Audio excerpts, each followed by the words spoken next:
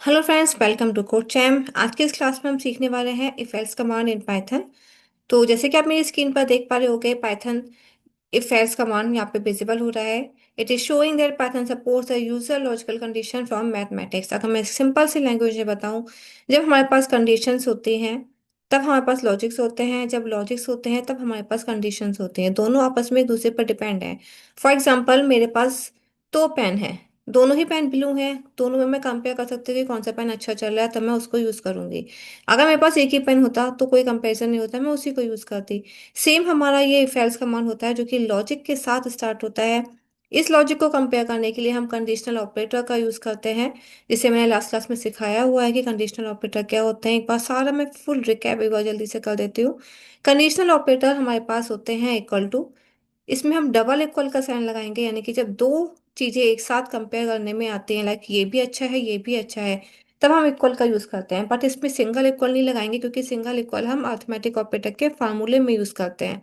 ये comparison operator है, तो हम यहाँ पे इक्वल करने के लिए डबल इक्वल का साइन लगाएंगे। नेक्स्ट होता है not equal to. Not equal to मतलब ब्लू पेन का कोई कंपैरिजन ही नहीं है सेकंड वाले ब्लू पेन से, या ब्लू पेन, या फिर मैं कह सकती हूँ कि आईफोन का कोई कंपेयर ही नहीं है किसी और मोबाइल की कंपनी से। तो उसके लिए हम नॉट इक्वल टू लगाते हैं। जब कोई भी चीज़ किसी के कंपैरिजन के लिए इक्वल ही नहीं होती है, तब हम उसके लिए नॉट इक्वल लगाते हैं। सेकंड होता है A less than B.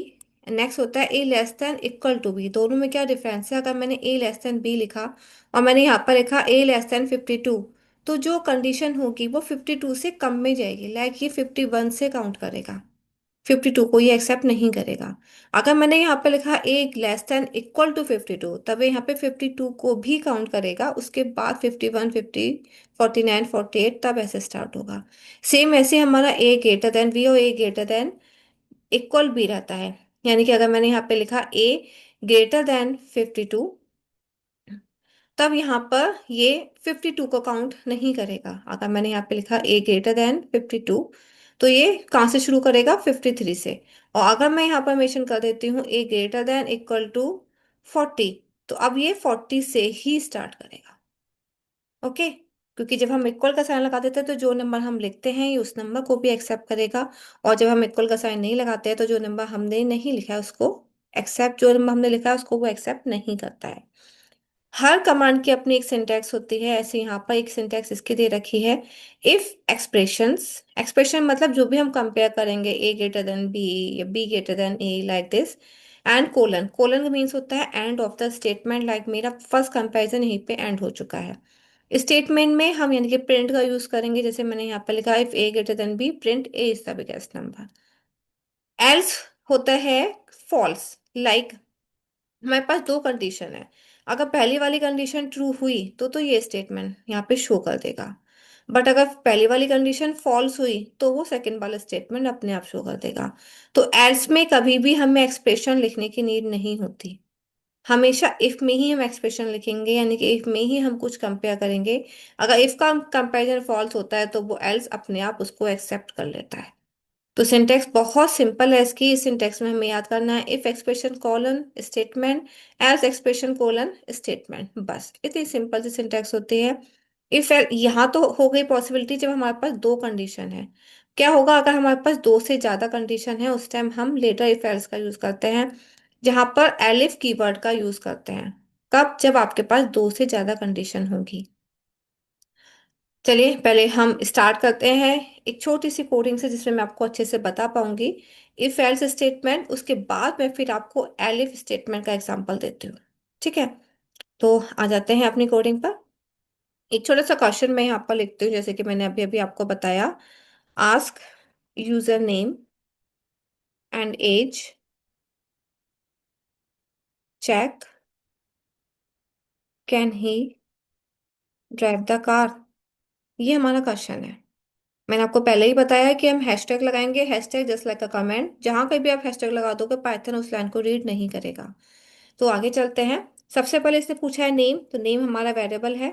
Variable एक नेम एक स्ट्रिंग होता है, तो हम यहाँ पे इंट का यूज नहीं करेंगे, सीधे इनपुट कमांड लिखेंगे। इनपुट कमांड एक कीवर्ड है जो कि आपको आउटपुट में टाइप करने की परमिशन देता है। यहाँ पर मैंने मैसेज लिख दिया एंटर यूजर नेम। अब इसके बाद इसने पूछा है एज।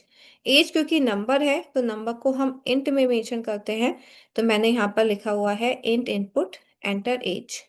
दोनों चीजें पूछने के बाद अब हमारा इफ स्टेटमेंट स्टार्ट होता है। इफ कंपेयर क्या करना है हमें, एज। तो हमने एज का वेरिएबल लिया, ग्रेटर देन इक्वल 18, क्योंकि अगर मैं इक्वल नहीं लगाऊंगी तो वो कह देगा आपकी एज 18 है बट आप ड्राइव नहीं कर सकते। ओके, तो मैं यहाँ पे ग्रेटर देन इक्वल 18 लगाऊंगी ताकि वो 18 को भी काउंट करे। कोलन यानी कि end of the statement. Print में एक स्टेटमेंट लिख देते हैं, name you can drive the car. Simple है, जब आपकी एज 18 है तो आप कार ड्राइव कर सकते हो। अब इसी का दूसरा वर्जन जाता है हमारे पास एल्स में, कि अगर कंडीशन ट्रू हुई तब तो ये प्रिंट करेगा, but what happen if the condition is false.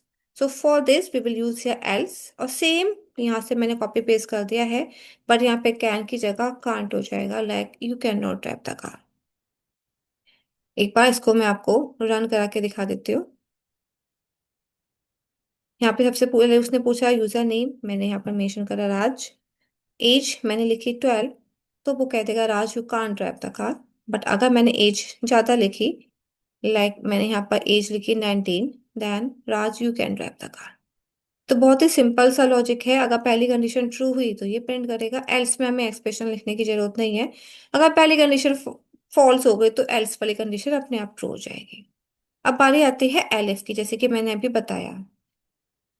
यहाँ पर कंडीशन अगर मेरे पास दो से ज्यादा हुई, उस कंडीशन में हम एलिफ का यूज करते हैं।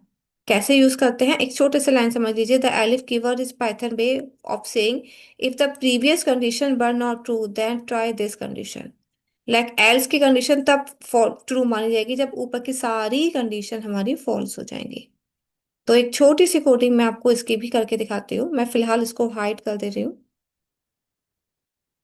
हाइड करने के लिए मैंने शॉर्ट की यूज करी है, सबको सिलेक्ट करा और सिलेक्ट करके कंट्रोल क्वेश्चन मार्क मैंने प्रेस कर दिया, सब हाइड हो गए हैं ये। ध्यान रखना कंट्रोल क्वेश्चन मार्क साथ में प्रेस करना है। एक और क्वेश्चन हम यहाँ पे लिखते हैं, ask two numbers and check the biggest number. अब टू नंबर्स पूछते हैं, हमने हमने पहला ले लिया a equal int input number. ऐसे ही हम सेकेंड ले लेते हैं, b equal int input num two. अब एक मिस्टेक मैंने कहा थी, मैंने सेम वेरिएबल ले लिया, हमें वेरिएबल अलग अलग लेने हैं, तो हमने ए और बी वेरिएबल लिया है। अभी हमें कंपेयर करना है। If a greater than b, आप लोग समझ ही गए होंगे, यहाँ पे स्टेटमेंट लिख दोगे प्रिंट ए। ए को मैं कॉमर्स में क्यों नहीं लिख रही, क्योंकि ए हमारा वेरिएबल नेम है। याद रखिएगा वेरिएबल नेम को कभी भी कॉमर्स में नहीं लिखते हैं। तो मैंने यहाँ पर मेंशन कर दिया ए इज द बिगेस्ट नंबर। अभी हम सेकेंड कंडीशन लेते हैं। सेकेंड कंडीशन में मैंने यहाँ पे लिखा एलिफ, क्योंकि यहाँ पर तीन कंडीशन है। बी ग्रेटर देन ए, अगर बी ए से बड़ा हुआ then b is the biggest number.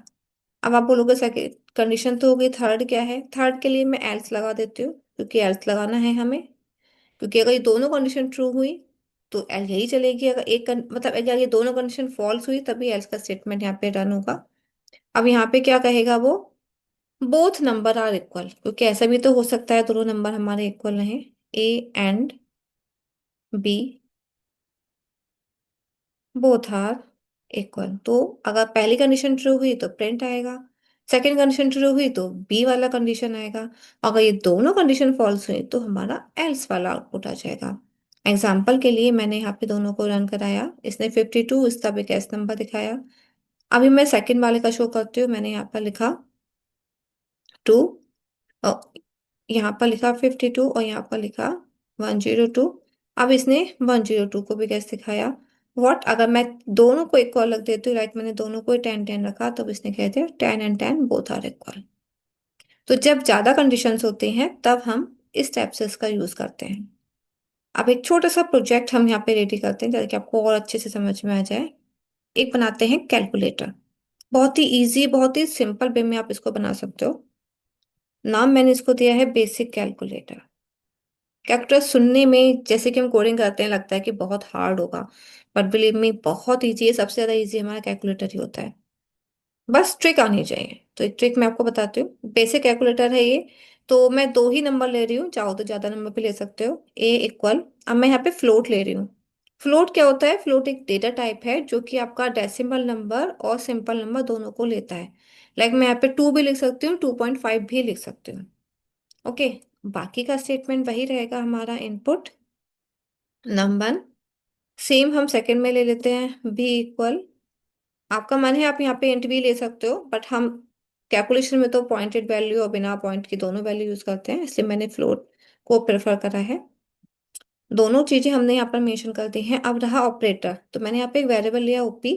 Operator हमारे स्ट्रिंग होते हैं, लाइक प्लस माइनस, इनको सबको हम स्ट्रिंग में काउंट करते हैं। तो हम यहाँ पे इंट नहीं लिखेंगे, इनपुट मैसेज दे देते हैं, चूज ऑपरेटर। सिंबल दे देते हैं कि ये कौन से ऑपरेटर यूज कर सकता है। अब इसको इनमें से कोई सा भी एक ऑपरेटर यूज करना है। अब कंडीशन कितनी हो गई? Plus, minus, multiply and upon, 4 condition हमारे पास है, ठीक है। अब इन पे कैसे वर्क करेंगे? इफ ओपी इक्वल, अब मैं यहाँ पे इक्वल कर रही हूँ तो ध्यान है कि मैं डबल इक्वल का साइन लगाऊंगी। प्लस, क्योंकि एक स्ट्रिंग है तो हम इसको कॉमास में क्लोज करेंगे, क्योंकि स्ट्रिंग हमेशा कॉमास में क्लोज होते हैं। प्रिंट ए प्लस बी इक्वल, कॉमा, एक फार्मूला लगा देते हैं, ए प्लस बी। अब सिंपली हम इसी को ही कॉपी कर लेते हैं, बट ध्यान रखना सेकंड वाले में मुझे एलिफ लगाना है। अब यहाँ पर हमें क्या लिखना है? Minus, minus, minus. अब कुछ नहीं करना है, जैसे कि मैंने कहा था ट्रिक पता होनी चाहिए, बहुत इजी है। इसी को ही मैंने पेस्ट कर दिया है। पहला प्लस माइनस हो गया, ये हमारा रहा मल्टीप्लाई।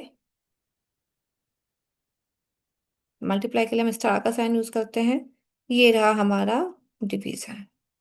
सारी कंडीशंस आ गई। अब बचा क्या? अगर यूजर ने कुछ और प्रिंट कर दिया, तो अब हम उसके लिए लगाएंगे एल्स। मतलब अगर यूजर ने इन पांचों ऑपरेटर के अलावा, सॉरी इन चार ऑपरेटर के अलावा कुछ और प्रिंट करा, तब वो क्या शो करेगा? Print invalid operator. ऐसा नहीं है केवल आप यही ऑपरेटर यूज कर सकते हो। आपका मन है मॉड्यूल लेने का तो आप मॉड्यूल भी ले सकते हो। आपका मन है पावर लेने का, यानी कि एक्सपोनेंट करने का, तो आप वो भी कर सकते हो। सिर्फ आपको यहाँ पे कंडीशन देनी है। जैसे मैंने यहाँ पर कंडीशन लिख दी एक्सपोनेंट, तो वो एक्सपोनेंट ही निकाल के देगा। डिपेंड करता है कि आप यहाँ पे क्या लिख रहे हो। बट जो कंडीशन यहाँ पे दोगे वो कंडीशन आपको ऊपर भी डिफाइन करनी होगी, ताकि यूजर उसको चूज कर सके। ओके। तो ये बेसिक कैलकुलेटर है, तो मैंने इसलिए इसको यहाँ पे यूज नहीं करा, but if you want then you can use it. अब इसको रन करा के देखते हैं।